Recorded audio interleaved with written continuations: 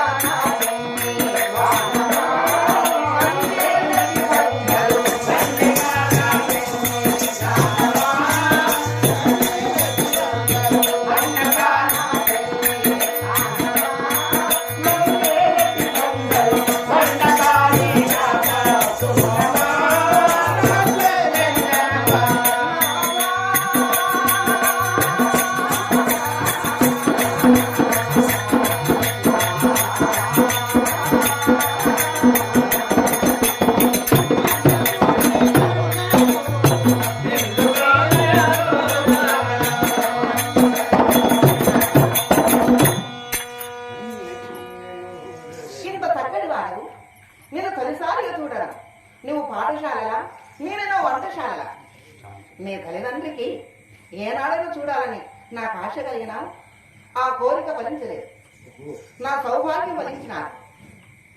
నేను చేరుకున్నాను. ఇంతటి శృంగారవతి నా సతీమణి నేను ఎన్నాడు కూడా నిరంతరం కదా. వన్న చిన్నాలు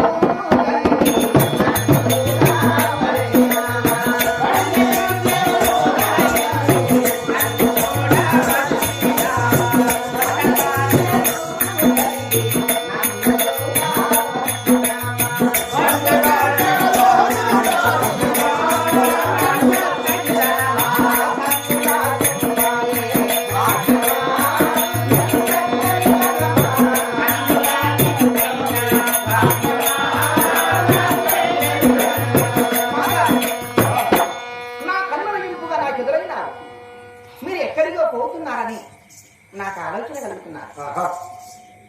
ఏమి చక్కని మాటలవి. నాదాని మనస్ఫూర్తిగా ఇంత ఆనందముగా పిలుస్తున్నది. ఇలాంటి శృంగారవతి నాకు సతీమణి అవునని ఏనాడు కూడా నేను ఎడగలేదు కదా. ఆయనను ఈ సుతీమణితో సుఖము చెందే ప్రాప్తి నాకు లేదు కాబోలు. వేద పాఠశాల నుండి గృహములకు రాగానే నన్ను పిలిపించిన నా యొక్క తల్లిదండ్రులు వేణుగోపాల స్వామి పూజ చేయటకై పంపిస్తున్నారు. అయినను అది నా యొక్క కర్తవ్యం కదా. ఆ విషయం నేను నా యొక్క సతీమణికి చెప్పడానికి వచ్చాను కదా, చెప్తాను. దేవి పూజా ద్రవ్యములు చేయమని వచ్చావు. ఎక్కడికి వెళ్తున్నాడో నా ప్రహ్లాదుని నీ సందేహం. అదే నా సందేహం. దేవి చెప్పను.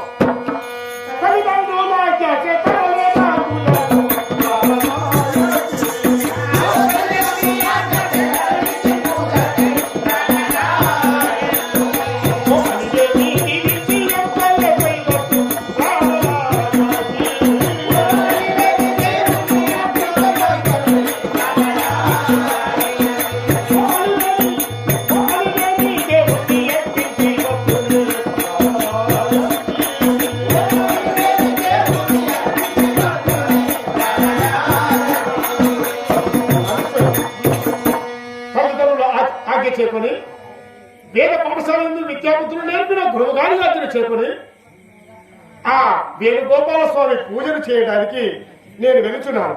కానా నీవు ఆశీర్వదించి నన్ను ఆ యొక్క పూజకై పంపుదామని వచ్చాను దేవి. తల్లిదండ్రుల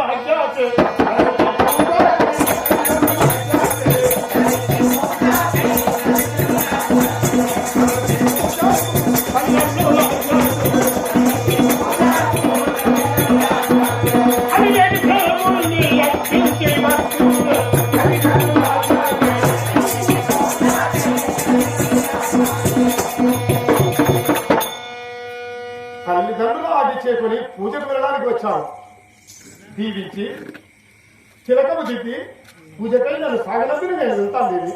ఓహో, నా నందమూరి అందగాడ ఆ భగవంతుని పూజ చేయడానికి మీ తల్లి పూజ దైవాలు ఒప్పగించినారు. అవును తల్లిదండ్రి ఆజ్ఞ కోసమయ్యే మీరు పూజ మందిరానికి వెళ్ళి భగవంతుని అవును స్మరించి అవును ఆ పూజ బలం అక్కడ అర్పించి వస్తారు. అవును అదే భగవంతుని పిలిచి ఏమిదో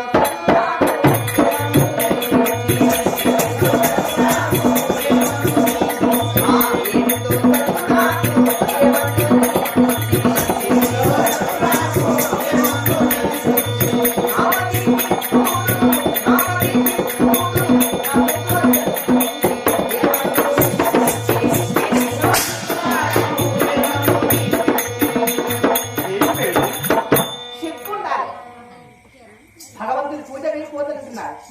రేయ్, ఏంటి చిక్కర ఇస్తలేదా? సిగ్గు లేదు, మానవం లేదు నీకు. ఆ? ఇచ్చేది లేదు, శరీరం లేదు, మనిషిపై కూర్చున్నావు. నీ కలపంలో వలితే నీ నావు ఇక్కడ ఉండి పెళ్లి చేసుకొని వద్దానే చెట్టు మీద అయ్యా దేవి, పూజ చేస్తున్నారు. పోనీ మొగం చూడు మొగం. వేద బ్రాహ్మణ కులమందున పుట్టిన వారము, తొక్కు తొక్క ఓ తొక్కు. సర్వ విద్యలను అభ్యసించిన వారము, ఎల్లవేళ భగవంతుని సేవ చేయవలసిన కులములో ఉన్నవారము. భగవంతుని పూజా ద్రవ్యములు అలా నేలపాలు చేసవేస్తే చేయక ఎత్తుకొని పూజ అంటూ పూజ ద్రవ్యాలు పట్టుకొని డొక్కలు మార్చుకుని ఒక్క పొద్దు నుండి కోతుల పొన్నగలు మొక్కుకుంటా పెళ్ళైన భర్తను విడరాడి చెట్టున్న కానీ నీడుంటారు. నువ్వు ఏడవకు, నా దేవుడున్న కానీ గుడి ఉంటారు. భర్తున్న కానీ భార్య ఉండాలి. అంటే నిన్ను విడనాడి నిన్ను పూజ ద్రవ్యాలకు తోలి భగవంతుని దగ్గర తోలి నేను ఇంట్లో ఇంకేం చేయాలి? అటు ఆ పూజకు పోతే ఈ పూజ అంతే. ఏరా? ఆగో నేను అపహాస్యమా హాస్యమా? నీ ఏమంటున్నా ఉన్నది ఉన్నట్టే అంటున్నా. ఏయ్, నీకేమైనా ఉన్నదా? భగవతి నీ యొక్క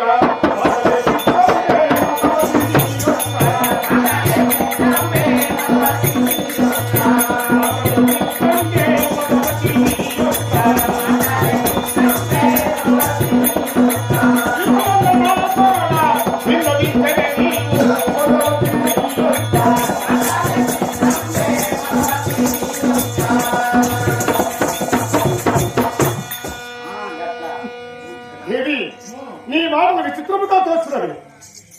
వేద బ్రాహ్మణ కులమందులో పుట్టి పురోహితులను అభ్యసించి ఎల్లవేళ భగవంతుడి సేవ చేయడానికే మనం పుట్టాము. బ్రాహ్మణ కులం అంటే అలాంటి బ్రాహ్మణ కులమందులో పుట్టిన దానిపై ఉండి వేద శాస్త్రము తెలిసిన దానిపై ఉండి మూర్ఖురాలపై నేలపాలు చేసావు ఆ యొక్క పూజా ద్రవ్యము. అమ్మో చెప్పించినాడు పెద్ద వేద పాండితుడు. అదేమిటే? ఏం బాధలేదు. పూజన కలిపేదా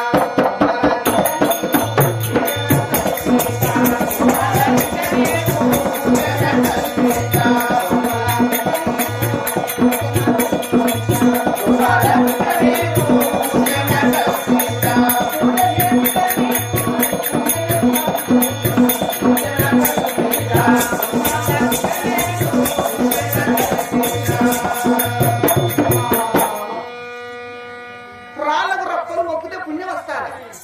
ఇది ఎవరు చెప్పారు ఈ సామెత? చక్కటి భార్య నీ దగ్గర ఉండగా భగవంతుడు పూజ వెళ్ళిపోతానంటే చెప్పడానికి నీకేమనిపిస్తుంది? దేవి, నువ్వని చెప్పారా? చెప్తానా నేను బుద్ధి మాట చెప్తానా.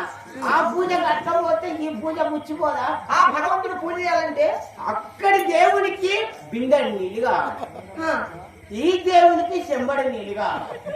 కాదా? ఈ దేవుడు 14 పొరగాలు ఉన్నాయి.